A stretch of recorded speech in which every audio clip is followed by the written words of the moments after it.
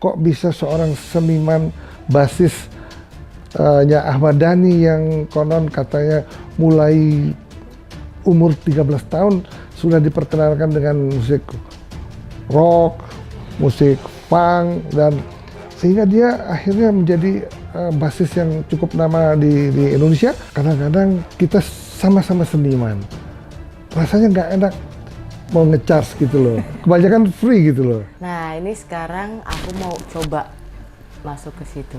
Nah tapi kalau misalnya ada yang godain situ gimana? Godain balik. Mas Dhani itu setiap mencari vokalis selalu tepat. Nggak pernah gagal ya Om? Nggak pernah gagal. Apalagi Icas ini basisnya yang ya sedikit agak miring-miring dikit. Sebenarnya yang kuat ini menurutku adalah dari calon PDIP dengan Gerindra. Oh.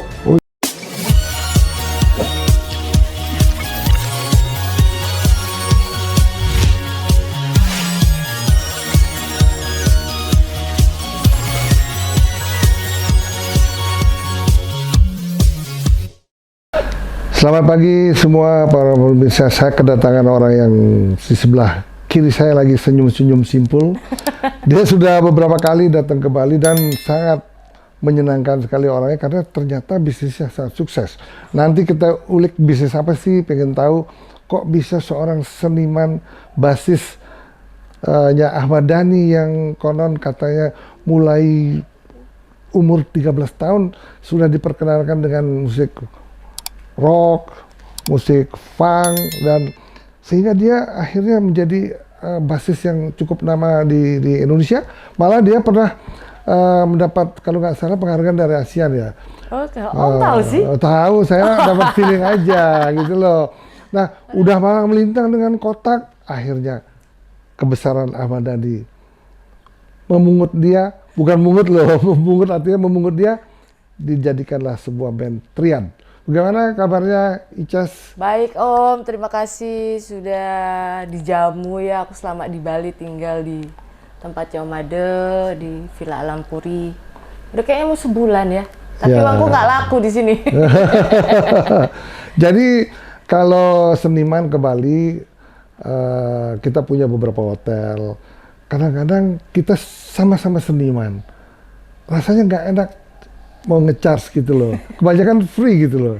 Ya, nah inilah nasib seorang seniman yang ingin mendekatkan diri dengan seniman seluruh Indonesia, sehingga kepercayaan kita sampai mempunyai sebuah museum itu sebuah kepercayaan terhadap diri sendiri untuk melestarikan budaya Indonesia. Bagaimana Icas, apakah sudah pernah masuk Museum Puma?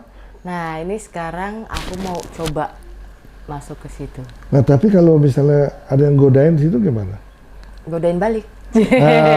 Saya dengar katanya sering-sering ke Bali ini selain usaha rental mobil ya, saya dengar katanya mau bikin I.O. di Bali ya?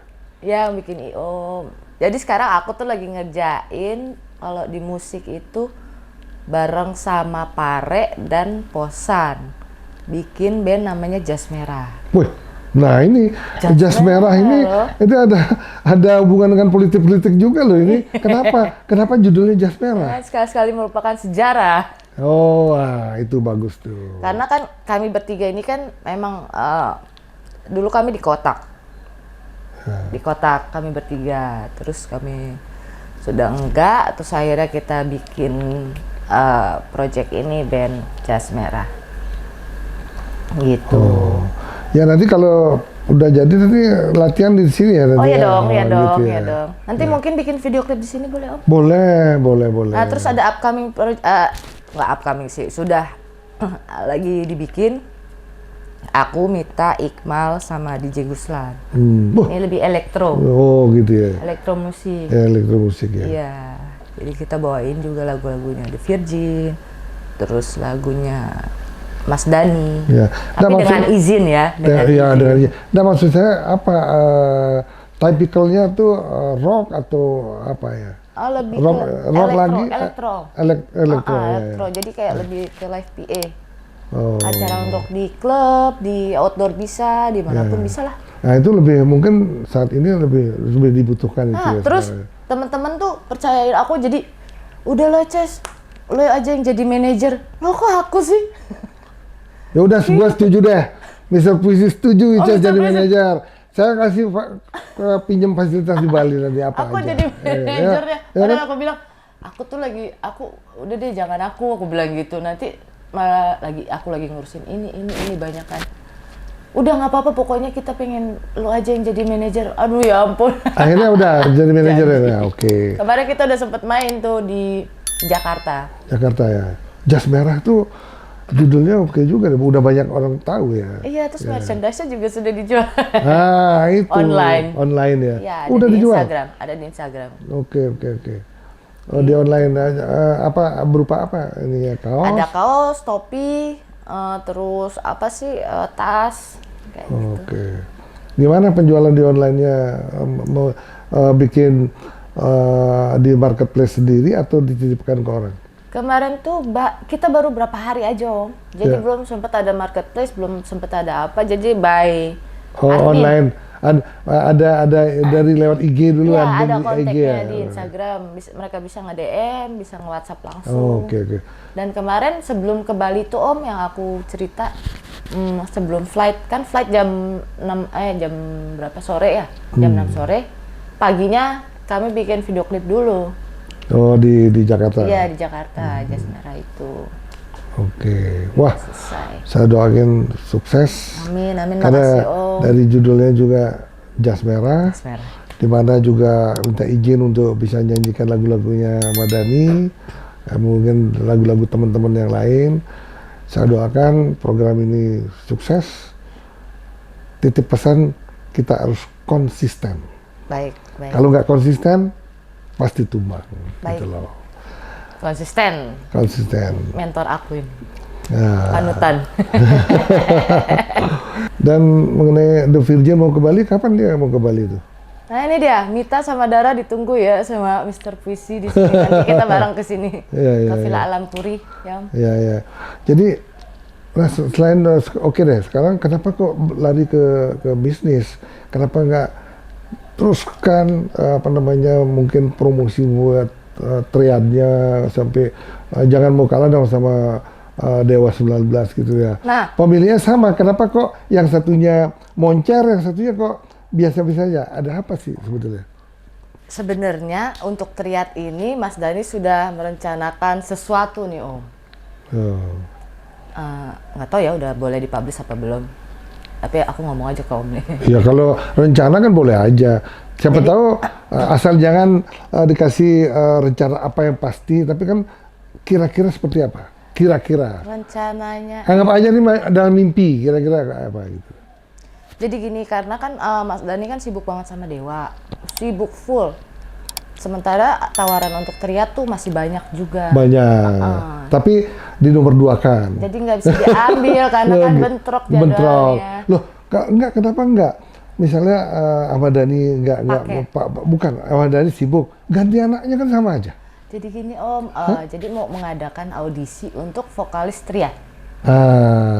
Audisi. Gitu, iya. Nanti jurinya ya Ices, member triad Iqmal, Ya. Nita, Tara. Tapi tetap under kontrol Pak Mas Iya, Ahmad Dhani Mas dong. Dhani, Ya. Ya, tapi kalau memang dia nggak sibuk, muncul lagi. Iya. Menurut saya tidak boleh putus benang merahnya Ahmadi ke triad. Kalau putus, auranya kurang. Paling tidak ada bintang tamunya anaknya misalnya, seperti itu. Ini saran ya, saran seorang seniman ya, Betul. gitu loh. Al gitu atau L gitu. Gitu, gitu loh. Terus habis itu kalau launching untuk mencari vokalis, sudah dapat izin dong sama ininya Mas dari Dhani. Mas Dhani ya. Mas Daninya nanti yang bakal ngadain itu Ya. audisi. Tetapi kalau menurut pengalaman saya, Mas Dhani itu setiap mencari vokalis selalu tepat, Nggak pernah gagal ya Om? nggak pernah gagal. Dan vokalisnya sekarang pun sudah semakin hebat. Sekarang lagi yang bule-bule itu kan. Ya, Ari Lasso hebat. Dan yang bagusnya Ahmad Dhani itu seorang bekas vokalisnya boleh berkarya keluar hebat pun malah dia senang dan tetap berteman. Tetapi ada satu vokalis Once itu, nah kenapa sih, situ kan paling dekat sama grup Dewa. Kenapa sih Once ini kalau sedikit ya gesekan sedikit dengan Ahmad Dhani, ada apa sebetulnya? Ya sebenarnya gini kan, sebagai komposer ya, komposer itu kan menciptakan lagu. Kemarin sih Mas Dhani cuman melarang Mas Once karena Dewa sedang tur. Sementara Mas Once masih bawain lagu-lagu Dewa sendiri. Ya. Tanpa Dewa. Terus permasalahannya juga Mas Once tidak membayar royalty performance. Oh, sebetulnya dalam aturannya ada itu ya? Ada. Gitu. Oh, jadinya sekarang kelihatannya masih panas aja, masih hangat-hangat kuku kayaknya. Udah damai belum tuh? Belum? Udah sih. Udah ya. Ya itulah, saya doakan dengan audisi The Triad ini mendapatkan vokalis yang sekelas Once ataupun sekelas Ari Lasso dengan sentuhan tangan Mas Ahmad Dhani ini. Rasanya Triad itu asal konsisten, jangan menyerah, pasti akan jadi hebat.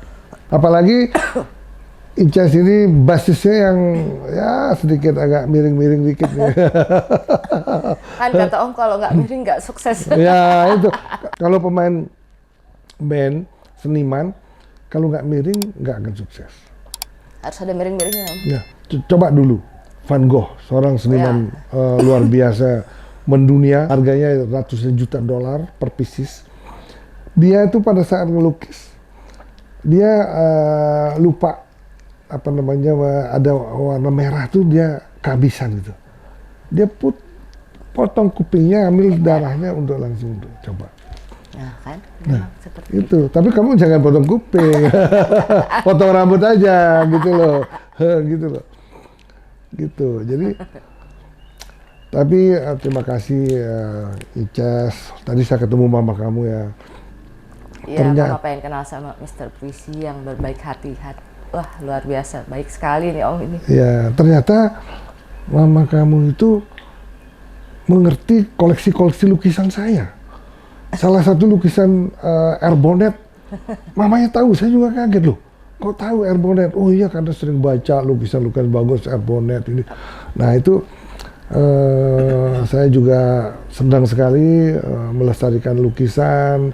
Kemudian sangat banyak kita punya lukisan. Malah saya ingin membuat sebuah museum lagi, yaitu Museum Iwayan Bendi namanya. Oh. Ya. Di mana tuh Om? Di Denpasar. Kan udah tahu kan, yang pernah lihat kan di Iwayan Bendi yang lukisan yang panjang betul itu kan? Di kita punya hotel di Ubud kan? Iya. Tahu kan yang panjang 9 meter itu?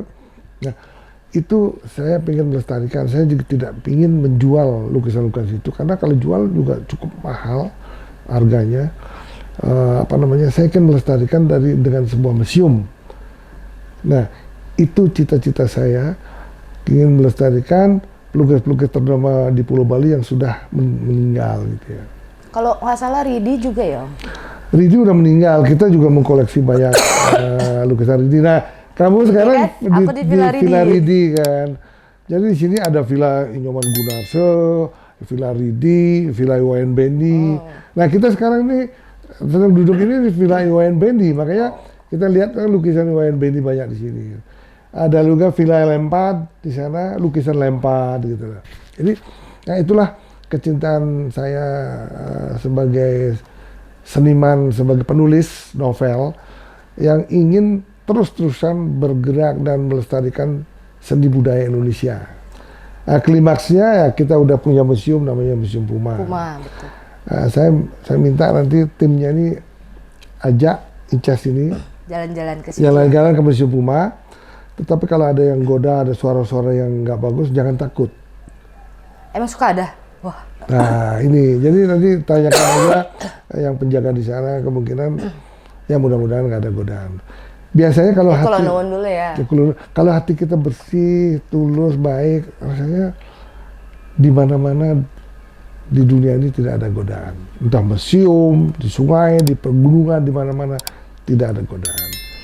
Nah, kalau kita masuk ke tempat yang angker gitu ya, pikiran kita udah caci orang, waduh, pikiran gedung kantor. Nah itu baru digoda. Percaya nggak gitu kan? Iya, iya. Gak ada aku pikiran kayak gitu, Om. Nah, kalau nggak ada pikiran nggak akan ketemu gitu loh, ya kan? Itu loh. Terus ya kemarin saya dengar katanya manggung di mana ya, Triad itu? Triad itu kemarin di Istora Senayan terakhir, terus nanti mau tanggal 3 September di Synchronize di Jakarta. Jakarta ya. Oh, nah waktu di Istora Senayan Mas Dhani masih main dong, nggak? Masih. Masih ya, oke. Nanti juga tanggal 3 masih. Terus nanti juga ada di kita main di Semarang. Semarang ya. Tanggal 18. Di Semarang ya. Semarang. Oh, waduh. Jangan-jangan nanti Pak Prabowo datang juga di Semarang. Jadi, waduh, saya kan bukan politikus, tapi kan kita juga pengamat seni, budaya dan politik. Karena politik itu kan tidak bisa dijauhkan dengan masalah-masalah ekonomi. Kan. Kita sebagai pelaku ekonomi juga harus mengerti mengenai politik. Siapa sih yang akan menjadi presiden nanti? Ya, gitu. benar. Apakah presiden yang akan terpilih nanti mampu misalnya meneruskan apa yang telah dibuat Pak Jokowi itu loh. Nah, saya ingin tahu sebetulnya dikit aja 1-2 patah kata apa sih yang di benak seorang seniman eksentrik ini mengenai perpolitikan Indonesia? Ngerti nggak sama politik? Apakah tahu nggak siapa sih yang calon-calon presiden saat ini? Tahu nggak gitu? Mungkin nggak pernah baca, mungkin nggak pernah lihat. Saya pengen tahu, mengulik dikit. Tahu nggak kira-kira ada berapa calon presiden yang kuat akan ke Pilpres 2024? Sedikit aja ya, sedikit kira-kira tahu nggak kira-kira? Oke. Sebenarnya yang kuat ini menurutku adalah dari calon PDIP dengan Gerindra. Jadi dua-duanya calon PDIP kuat, calon Gerindra kuat. Nah, terus siapa? Ganjar dan Bapak. Wow. Oh, mentang-mentang Ahmad Dhani Gerindra dekat sama Prabowo, situ dukung Prabowo. Apa karena itu? Karena memang Pak Prabowo itu tegas dan artinya mau meneruskan program Pak Jokowi ya? Kenapa kok nyebut Pak Prabowo? Ya menurutku mungkin Pak Prabowo memang very kompeten ya. Untuk menjadi presiden, pemimpin iya. gitu ya. Mudah-mudahan amanah. Amanah ya. Nah inilah pendapat daripada Ices. Semoga didengar sama Ahmad Dhani sehingga dia ikut senang gitu Iya loh ya. Nah kalau saya sebagai apa yang dinamakan di dalam podcast ini, kita sebetulnya kalau berbicara mengenai ekonomi kita harus betul-betul lurus saja. Kalau memang program Pak Jokowi itu hilirisasi baik dan hilirisasi ini yang menyebabkan kita akan menjadi negara maju, kita bilang baik. Kalau memang kurang bagus dari segi hukumnya, banyak kekurangannya, kita bilang juga harus diperbaiki, harus diperbaharui, gitu ya. Nah, tapi kalau ada hal-hal yang like and dislike, kita nggak bisa. Kalau misalnya program yang Pak Jokowi sebut itu bagus, kita bilang bahwa itu kurang bagus, akan dirubah ataupun akan tidak diteruskan programnya, itu rasanya tidak sportif. Makanya kita membuat podcast ini betul-betul netral, tidak condong kemana-mana. Karena apa? Memang tujuannya murni mencari pemimpin yang mampu memajukan Indonesia di tahun emas 2045 yang akan datang. Gitu loh. Oh, jadi kita sudah berbicara panjang lebar mengenai siapa sih Ices ini. Ternyata dia juga nguping-ngupingin masalah politik gitu ya. Sedikit-sedikit. Untuk itu bersama channel Mr. Puisi, jangan lupa like, subscribe, dan share. Yes, pastinya dong. Tepuk tangan.